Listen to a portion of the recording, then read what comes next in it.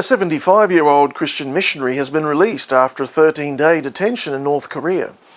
Australian John Short was taken into custody in Pyongyang on February the 18th as he was en route to the airport to leave the communist country.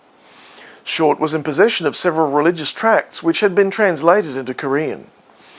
This was his second missionary trip into the officially atheistic country, which allows limited religious freedoms and has imprisoned foreign missionaries in the past on charges of attempting to use religion to undermine the government.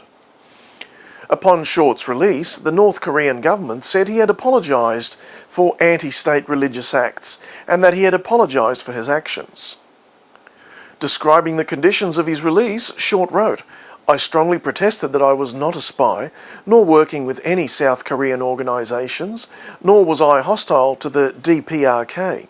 DPRK is the Democratic People's Republic of Korea. Had he not cooperated, Short faced 15 years at hard labour." In 1988, in the Los Angeles Archdiocese in California, Nicolas Aguila Rivera was a visiting priest from Mexico.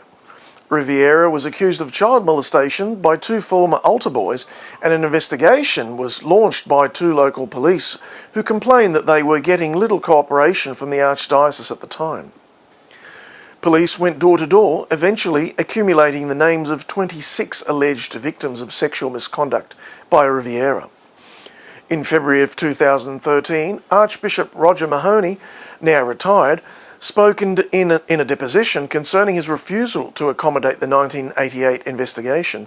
That deposition was made public last month. Through that deposition, we heard that Mahoney ordered Monsignor Thomas Curry to withhold the information.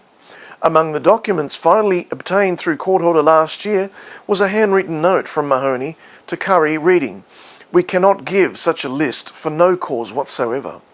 Since 2006, the Archdiocese has paid over $700 million since 2006 to settle abuse lawsuits involving clergy.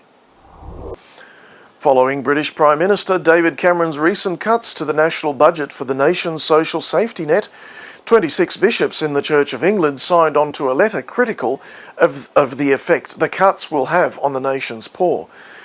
The letter, which also bears the signatures of 11 Methodist district chairmen, 2 senior members of the United Reformed Church, and 2 of the United Kingdom's most senior Quakers, was spearheaded by the Bishop Durham Paul Butler.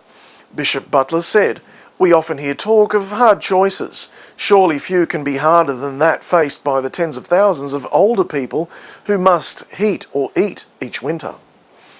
For his part, Cameron defended the cuts as a sort of tough love for a nation which has grown too dependent on government assistance. Said Cameron, "For me, the moral case for welfare reform is every bit as important as making the numbers add up, building a country where people aren't trapped in a cycle of dependency."